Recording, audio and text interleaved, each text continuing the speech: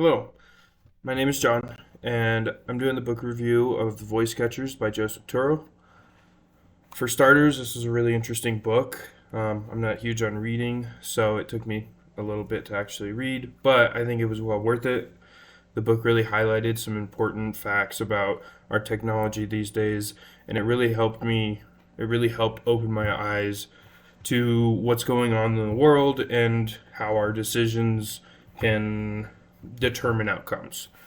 So, um, yeah, I think this book was really interesting, partly because it really showed how technology is being utilized in today's day and age. And it also highlighted how it could be misused or, how it could backfire on us. And that was really cool to see. I've never really thought about it in this way. And yeah, I did enjoy it. So the three interesting things, or the three things that I really liked about the book, was one, I really enjoyed when Turow was talking about the voice profiling capabilities of the technology.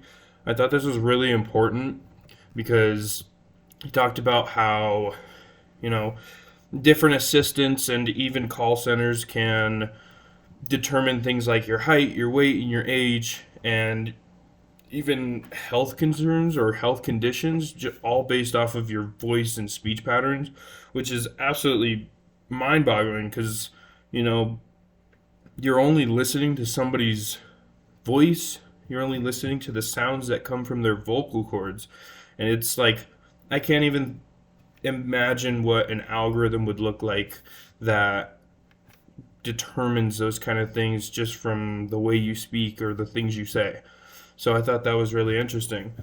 The other one was the real time customer service. I thought this was really cool how, call centers and customer service of places like Amazon and Google utilize real time voice analysis to assess emotions and personalities. And then they take that data and they tailor specific interactions and specific, things to say and do or advertise to that specific user almost immediately and on the spot. In the book it said, I don't remember exactly what it was, but it said something like, in a call center, there's, an assistant of the call center's operators that analyzes the speech pattern of the customer almost on the spot and can give the operator a a specific speech to give or specific things to tell the customers in order to gain their trust or enhance the interaction, which I thought was really interesting. I'm not sure if it was that specifically. I think that was more towards the beginning of the book, something like that. But the basic idea and gist of that is just really intriguing. I'd love to learn more about that and figure out how that actually works. I think that would be really interesting to know. But yeah, and the third thing I came up with that was really interesting was the extensive patents of these tech giants. So what I mean by that is, let's say Amazon. Amazon's going to be my main company that I'll talk about because everybody knows and uses Amazon. But let's say Amazon, right? This multi-billion dollar, if not trillion dollar company. They have these crazy patents on their technology, so people like Google can't use it. But Amazon created this assistant and this, algorithm that does all of these things, and they have a patent on it, so nobody else can do it.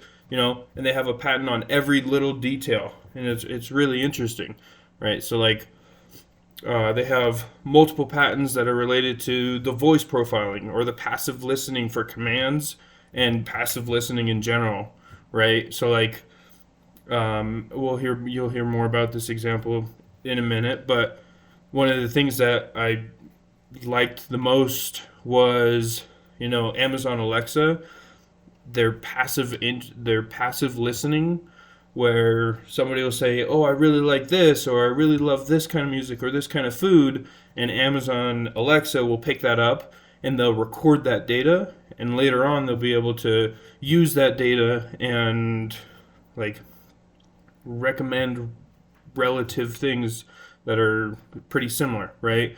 Because they recognize that somebody likes that. And I think that's like really interesting, but also kind of scary. I think it's really scary how, you know, all this data is consumed and gathered on us. And I wonder where it goes or how it's used in every day, right? That's a little not necessarily scary, but it's a little concerning because I'm not sure what they're doing or where it's going. That feeds into the whole data selling and all of that, which I'm not a big fan of that. But that's the everyday we live in, right? But I still think it's really interesting how they use voice prints and patterns to identify users, just to gather information on that user and enhance the interactions between the user and the assistants, or the user and the call centers, and or the interface of like Amazon Prime, or you know whatever else the user may use that's related to Amazon. I think that's really interesting. Um, Personally, this technology kind of scares me. I mean, it's really interesting, but it's kind of scary because it's hard to know where it'll all go. As we're advancing our technologies and really moving into the future, it's it's intriguing to think about where it's all gonna go. But like right now in this moment, as it's still being developed, it's kind of alarming to say. Um, But at the same time, it's really interesting because this shows the advances of technology and where it's going to lead to. So, on one hand, we have the personalized service that can enhance all of our experiences.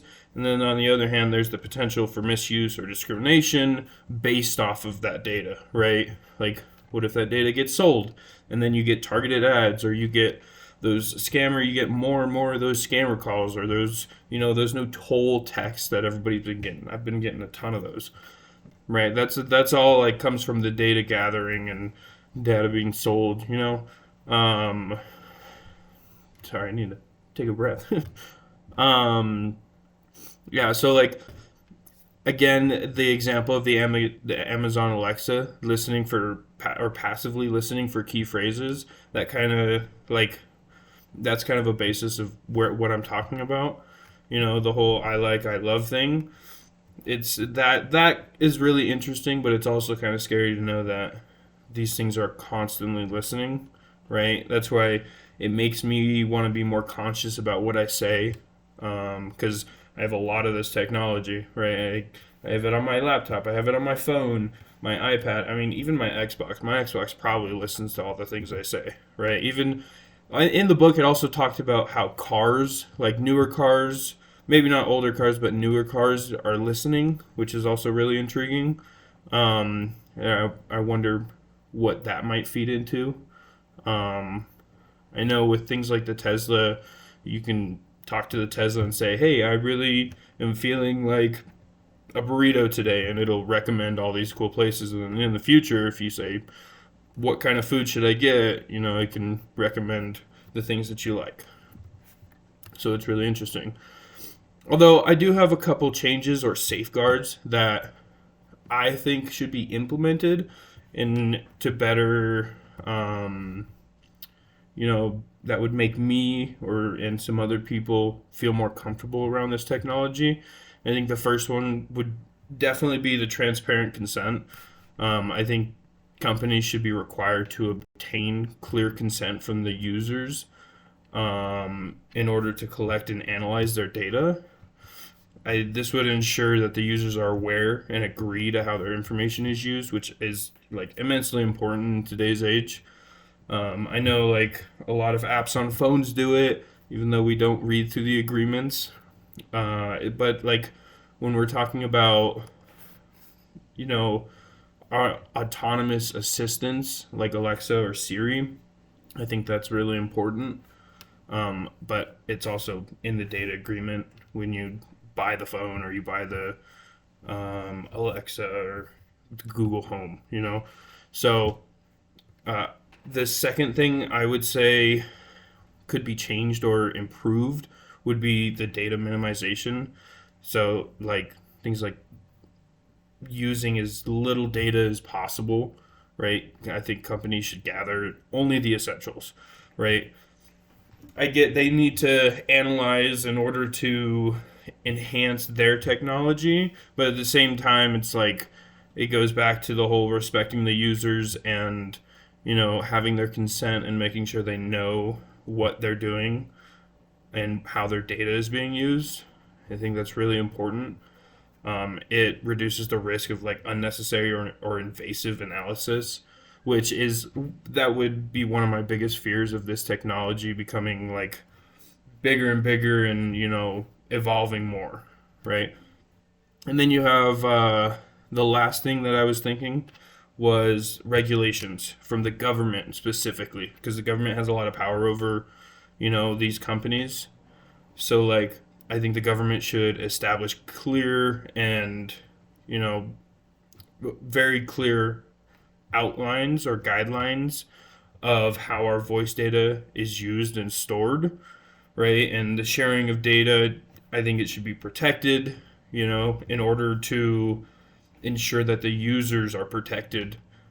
Like privacy of the user is really important and it should be one of the main focuses of these companies. But when you're working with autonomous assistants, you don't necessarily know what they're doing because at the same they're autonomous, right? So they're learning constantly, and what if somebody gets in through a back door within that code and gathers all that information and uses it against people? Like these are all things that like completely theoretical, but after reading this book, it makes me think about that. It's a little scary, right? I wouldn't want all of my data to be leaked because of some AI, right? And somebody got into the algorithm and just pulled all of that information.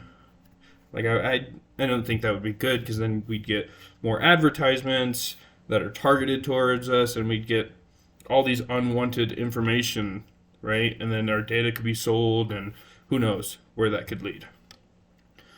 I think the trends of that Turow discusses have significant implications to many different industries, especially those that rely on customer interactions. For example, call centers. This was another really interesting thing that I read in the book, and it said that call centers use voice analysis to improve the customer satisfaction by adapting their responses almost rapidly, and it's purely based on emotional analysis via the call, which is like crazy. I didn't even know that was a thing. I didn't know that was possible, right? But this makes me question how ethical it is to use surveillance and voice data without clear consent, right? So, you have an issue with your Amazon account, and you go to call the help center, and they're sitting there telling you all the things you want to hear, right? And you just think, oh, hey, these guys are really good with customer service, but now I know, or I think, oh, they have an algorithm that's constantly reading my voice pattern or constantly reading the way I'm thinking or feeling, and they're getting a scripted response based on that. And it's kind of crazy to think about that. They're also like surveying and analyzing all of that information, and they're storing it somewhere, which is really, really just interesting. Again, one of the company I focused the most on was Amazon, because that's probably the one I use the most. And their multiple Alexa devices are able to use the voice recognition. I've had an Alexa, I've had a Google Home. I don't really use them anymore. It kind of just phased out of my everyday use. But like they definitely enhance the convenience of my everyday life. Where I could just like Siri. I ask Siri things all the time, like what's the weather out like today? Is it supposed to snow or rain? What's the time? Any good fast food places around? And with Amazon, they collect an incredible amount of data and store it, and they use that to target their advertising, and they use it for various other purposes. But I mean, on my Instagram feed or on my Snapchat feed or TikTok or even games, right? I get all these advertisements for things that are on Amazon, right? And it's kind of crazy because some of them are really targeted. I was talking about, let's say, football, and then 10 minutes later a football ad or an ad for some football gear shows up, and it's weird, to be honest. So in conclusion, this book was really eye-opening. It it expressed the concerns about virtual assistants and data collection, but it also showed the incredible advancements of today's technology and the human evolution, which is really cool.